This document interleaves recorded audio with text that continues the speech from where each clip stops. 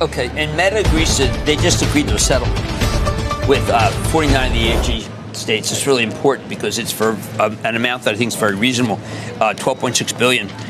It's 7% we're going to have to be paid now. It's funny because the law fees are almost bigger. So I'm sorry, what is the number? $12.6 billion. That's for all. And this settles the litigation with all states? No, it's still there's still Florida because there's an ongoing lawsuit. But this is the California case. This is the California case Yes. that was in court not long ago. We talked to Rob Bonta, the AG, about it last week. Yeah, I think. been 2 weeks. It's been 2 weeks of trial. I thought that the trial was not going well for Meta, but it looks like that the states are willing to settle. The states, this was a really important call because the states have unlimited firepower, and there was a $1.5 trillion number floating around.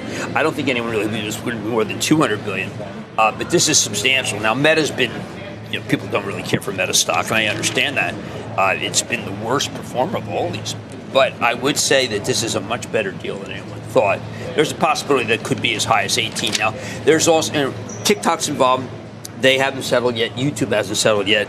But the out-of-pocket exposure on a 10-year basis of $12.6 billion, it's a rounding. Yeah, although some of the AGs were saying that it wasn't so much about the damages as it was about the remedies. Do we know anything about that? The remedies are well within. It could impact as much. It could impact maybe 1% of Meta because it has to do with how much time kids spend, and kids do not spend a long time on Meta. They do spend.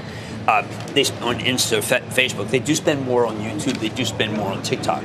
So it's probably going to be more impactful for those. The fact that the stock is only up 3% is fanciful because this is probably the biggest existential threat that they face. And I don't think anyone thought 12.6. So some people thought that it still sounds like a lot of money, although in comparison to what they're spending on CapEx, it's certainly not, even in a given year. And to your point, over a 10-year period. Reading from the filing here in the court, the proposed consent judgment, including the underlying settlement agreement, is made part of the consent judgment. They say is substantively fair and reasonable, Jim. They go on to say the relief provided is substantial, directly addresses the violations alleged by plaintiffs. They've entered the proposed consent judgment. They say it would fully resolve the state law and COPPA claims alleged by the plaintiffs. Yes. Now, what's interesting to me is so people can put things in perspective. They have a $10 billion legal fee they have to pay now. They already reserved $3 billion for it. So the legal fee, if you do it on present value, is actually higher than what they're going to owe the states. Wow, their lawyers are going to make $10 billion? Is that what you're telling me? That's what I'm telling you. So that's the game to be in. That's Porsche money. That's a lot of money. Yeah, it's a lot of money, but look, the fact that this is capped, and the most it could possibly be would be 18, but it's probably going to be 12.6 billion. Says to me, with the stock up 24, how much the stock is hated.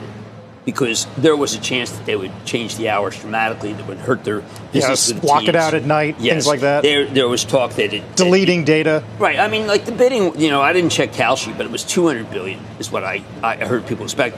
And the California case not going well for them meant that there were some people who were using the $1 trillion number. But the stock's hated. And I think the stock's hated because, one is it does not have a cloud. Yeah. So they can't amortize it.